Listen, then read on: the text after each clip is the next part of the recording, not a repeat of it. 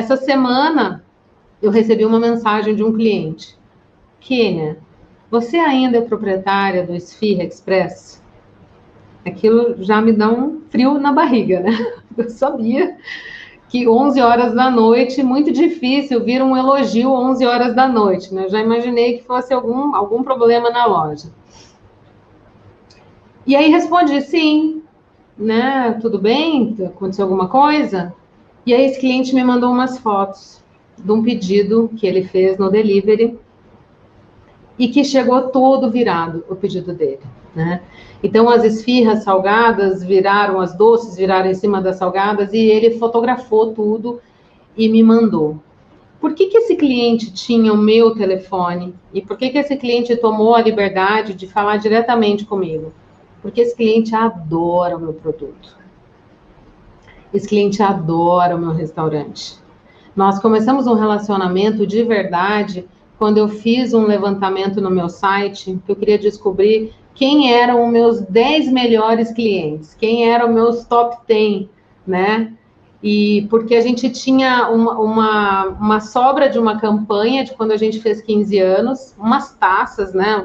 Umas canecas personalizadas e umas taças personalizadas de uma campanha que a gente tinha feito. E eu tinha uma sobra dessas taças e eu queria presentear esses clientes, né? Então, eu mesma entrei em contato com 10 clientes, esses top 10 top 10 ali da minha lista do site, para oferecer esse brinde para eles, esse mimo, né? Esse cuidado. E ali eu comecei a desenvolver ainda mais, fiz um CRM legal ali com esses clientes, desenvolvi um bom relacionamento com todos eles. E esse cara que reclamou era um desses caras, né? Um dos meus 10 melhores clientes. Então, veja bem, para esse cara reclamar, esse cara passou a detestar meu restaurante do dia para a noite? Não.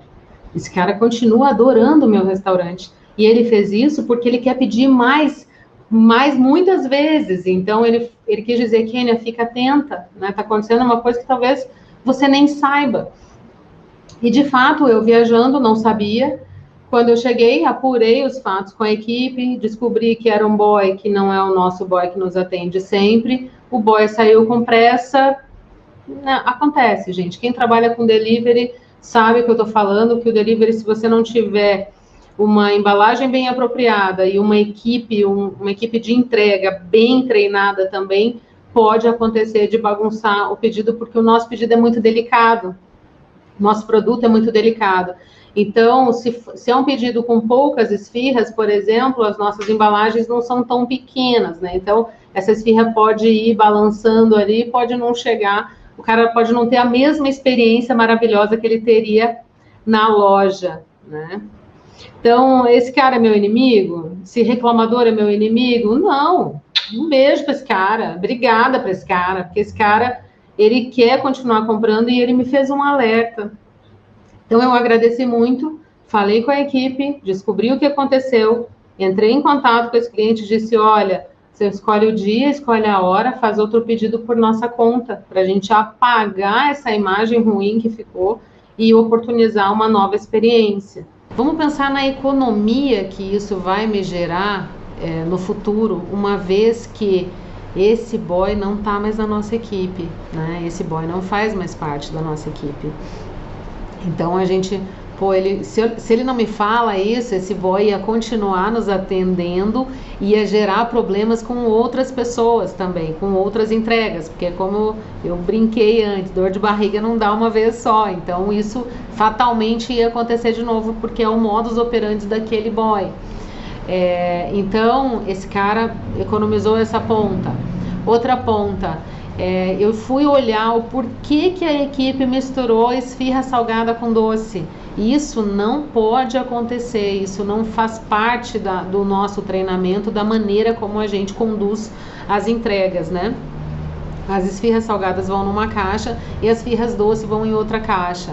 O que aconteceu naquele momento é que, com o problema todo que teve na China, falta de caixa, a gente estava sem um tamanho de caixa, então a equipe cometeu esse erro e mandou as esfirras doces, mesmo separadinhas, a gente tem uma divisória para fazer essa separação, mas a nossa equipe mandou junto. E o boy saiu na loucura, na disparada, por mais que tinha essa divisória, acabou misturando o doce com o salgado. Então isso não pode acontecer. Mas vamos pensar que o que esse cara falou, ele resolveu 2 problemas, porque aí me deu subsídios para tomar outra decisão, de dizer, olha, se não tem caixa, se não tem a caixa adequada, nós vamos ter que improvisar, ir atrás de outro tipo de caixa para fazer essa entrega separada, porque o cliente já conhece o nosso padrão de qualidade e ele não aceita menos, ele tem aquele padrão na cabeça e ele quer receber aquele produto daquela maneira. Então nos obrigou a ir lá no mercado de venda de embalagens e achar um outro tipo de embalagem para fazer uma substituição até o nosso fornecedor voltar a nos atender com o nosso produto habitual.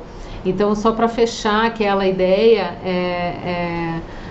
o cliente que reclama, o reclamador, como a gente chamou antes, brincando, ele está te ajudando, ele está do seu lado, né? É muito mais barato ouvir esse cara e ter uma tratativa em cima do que deixar isso acontecer mais vezes e perder aí uma clientela, não é um cliente, aí é perder uma clientela inteira por conta de algo que você poderia ter tratado e poderia ter resolvido ali pontualmente, tá bom?